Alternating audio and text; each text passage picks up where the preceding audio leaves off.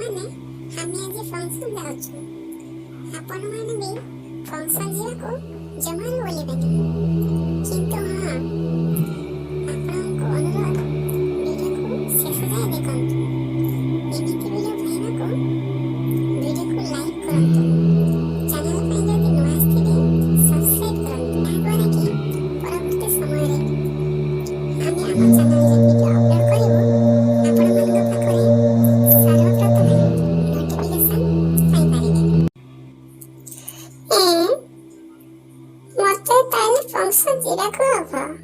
ମୁଁ ତାହେଲେ କେମିତି ଯିବି ଯେ? ଆଚ୍ଛା, ତାହେଲେ ମିଟୁ ସହିତ ଗଲେ ହବ।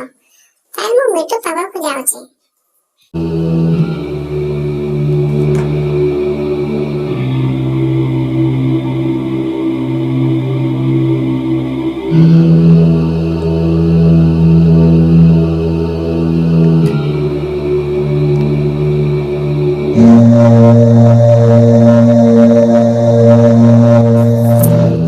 ମିଟୁ ମିଟୁ ଚାଲିବା, ଟାଉନରେ ଫଙ୍କସନ୍ ହଉଛି, ବୁଲି ଆସିବା।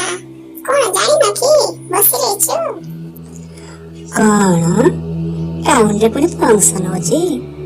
କାଇଁ ସତରେ? କାଇଁ ମୁଁ ତ ଏ କଥା ଜାଣିନି। ଆଚ୍ଛା, ତାହେଲେ ଭଲ କଲୁ ଜଣେଇଦେଲୁ। ହଉ ଠିକ ଅଛି, ତାହେଲେ ଏବେ ଯିବା। ଆଚ୍ଛା ମିତା, କହିଲୁ ଫଙ୍କସନରେ ଗଲେ ପୁଣି ଆମେ କଣ ଦେଖିବା? ମିଟୁ, ଖାଲି ସେତିକି ନୁହେଁ, ଦିନରେ ଫଙ୍କସନରେ ଆମେ ଯାଇକି ବହୁତ ବଢିଆ ବୁଲିବାକୁ ଜାଗା ଅଛି। ଆଉ ଲୋକ ଭିଡ଼ ଥିବେ, ବହୁତ ବଢିଆ ଜିନିଷ ପତ୍ର ଥିବ। ଆଉ ରାତିରେ ନା ଡ୍ୟାନ୍ସ ପ୍ରୋଗ୍ରାମ ମଧ୍ୟ ହେଇଥାଏ। ଆଉ ଡ୍ୟାନ୍ସ ପ୍ରୋଗ୍ରାମରେ ନା ସେଠାରେ ବଡ଼ ବଡ଼ ଷ୍ଟାର ମାନେ ମଧ୍ୟ ଆସନ୍ତି। ସିଙ୍ଗର ମାନେ ଆସନ୍ତି, ଫିଲ୍ମର ହିରୋ ହିରୋଇନ ମାନେ ଆସିବେ, ସିରିଏଲର ମଧ୍ୟ ହିରୋଇନ ମାନେ ଆସିବେ। ଆଉ ସେ ସବୁ ଦେଖିଲା ପରେ ଆମକୁ ବହୁତ ଖୁସି ଲାଗିବ। ଚାଲ ମିଟୁ ଯିବା।